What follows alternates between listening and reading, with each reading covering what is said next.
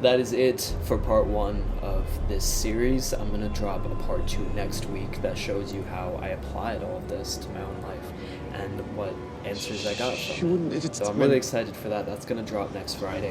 If you found this helpful, please let me know because I'd love to know. And if you didn't find it helpful and you feel like there's something big I missed here, definitely let me know because I would also like to know that.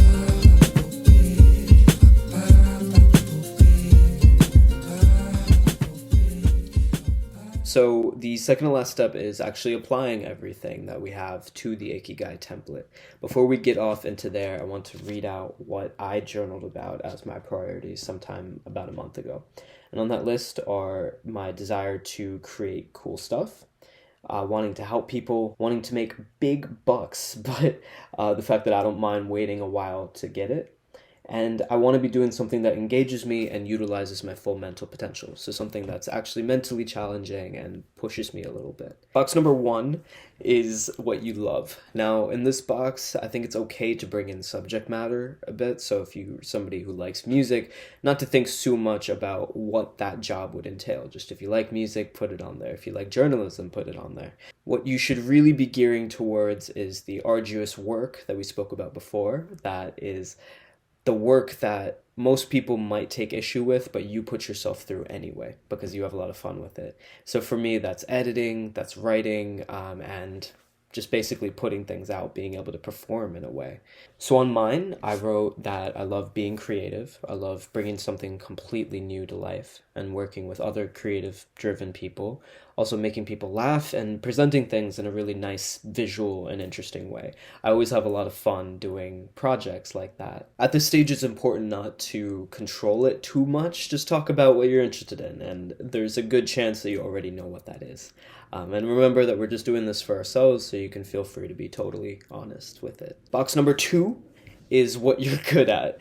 So in this one, it's very similar to the what you love box, but it's a lot more active. So what is it that you've produced in the past, and what kind of value have you created around yourself that you're pretty good at?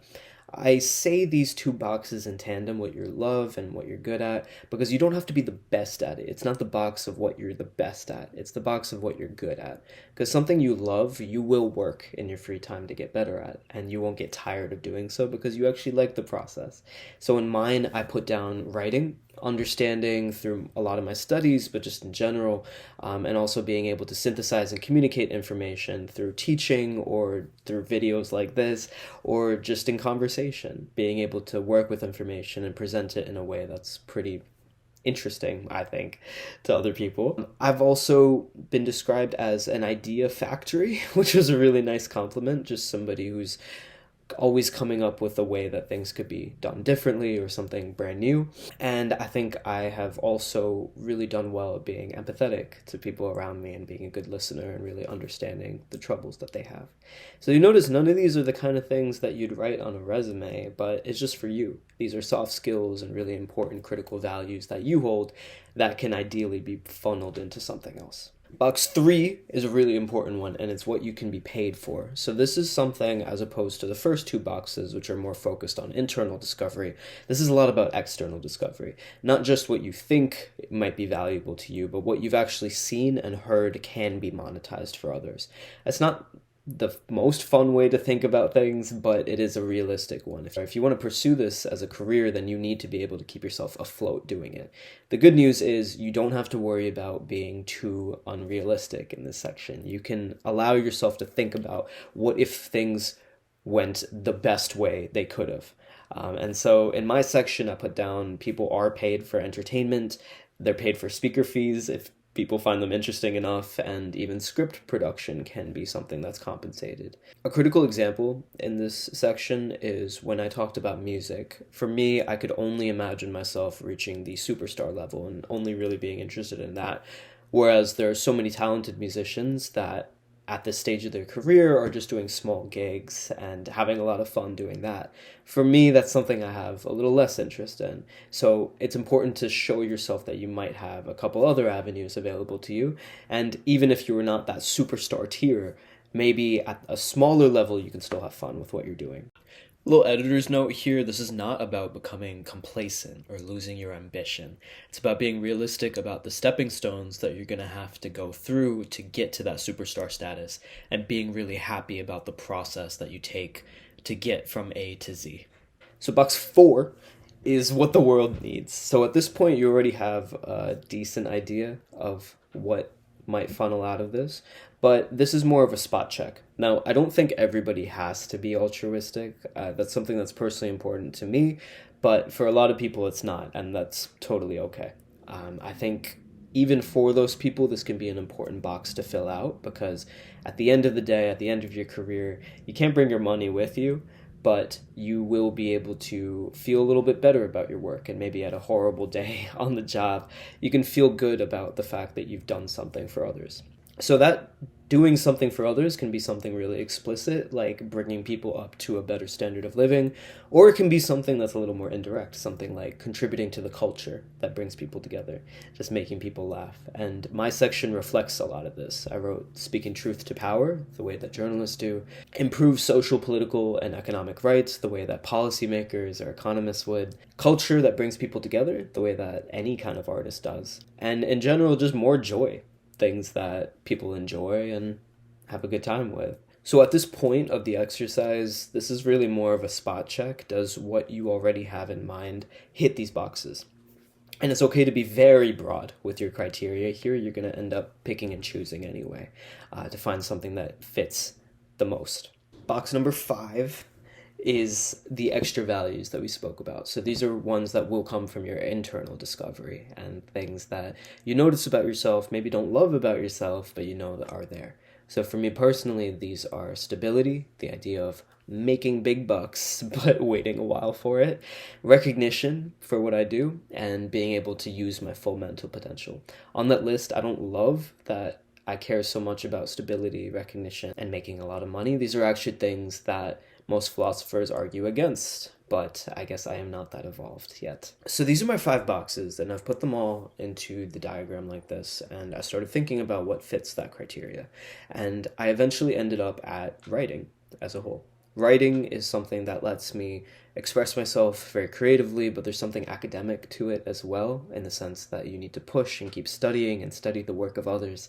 It's also something that really brings people together and has the potential to really improve the conditions for other people. It's also broad enough that I can have a lot of fun with it and present it in these visual ways if I want to, or just through text. Even in a salaried environment, like a writer's room, that would be incredible. That would be a really fun place to be.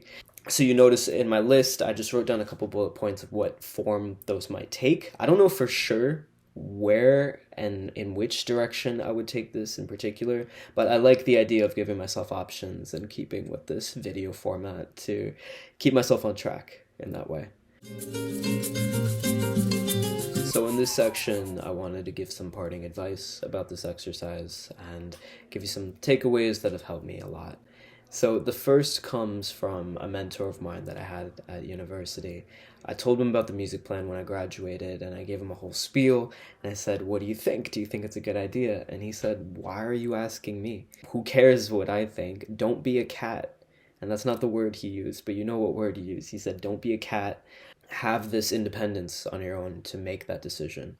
So I think going in, it's really important to embrace the possibility that you are, and honestly probably are, wrong about what you're doing, but it's okay. Go ahead and make that mistake. It's so much better to try something and completely derail and fail than to have never tried it at all and not. I know personally over the last 2 years, I've been able to take risks exactly like that, and these are risks that probably would have failed on the probabilities, but they worked out beautifully. Especially the things that didn't work out exactly as I thought they would, they still came out really nicely, and I'm really glad I did. Often when you fail, you get experiences that you didn't know you wanted. I didn't get into the university that I wanted, and then I didn't get into the second university that I thought I was going to get into as the backup. And because of that, I ended up going to a much bigger school where I thrived a lot more. I made some of the best friends I've ever made, and I had so much space and opportunity to explore what I really wanted to do. And I wouldn't have had that had I not failed. I also took a risk by taking a job outside of law, which is what I studied at undergrad, and taking a job that was pretty untraditional in a space that was not the most established and pretty fast moving. And because of that, I got to really tailor my skills, try different skill sets out, and also travel the world, which was incredible. Advice number two comes from a professor in the family network who told me that even though other colleagues of his have similar credentials in a space, he's able to excel to the level that he has because he loves what he does. He doesn't just have the degrees for show, he really loves it. He wakes up, he eats his breakfast super quickly, and he can't wait to get to school so that he can work with his grad students and make something happen. So finding something that you just absolutely love and obsess over, that's a really special thing. That's not something that a lot of people have. And I think if you do manage to find that, or in a couple things, you shouldn't waste it. You should absolutely try to do something with it. Final piece of advice comes from a kid I went to law school with, and he said the best advice he's ever gotten is don't overthink. And that's something that's really important for somebody who's as neurotic as I am, who likes to think things out and plans his life according to these. But you really have to embrace the idea that you might be wrong. I might be wrong about this, probably. But I'm okay just running with it. It's okay to trust your intuitions and whims after a certain point and just see where they run. As requested last week, I will include all of the resources and everything else that I've shown on the screen in a Google Doc underneath. So if you check out the description, you'll be able to find everything and do this on your own. So that's everything I got. What did I miss? Do you like what I put down? Does this help you? Is Joe Biden sleeping right now? Who knows? You let me know in the comments. I hope this was helpful. It's been really helpful for me to just think this out and be able to present it in this way. So if you guys liked the video, let me know, and I will see you in the next one.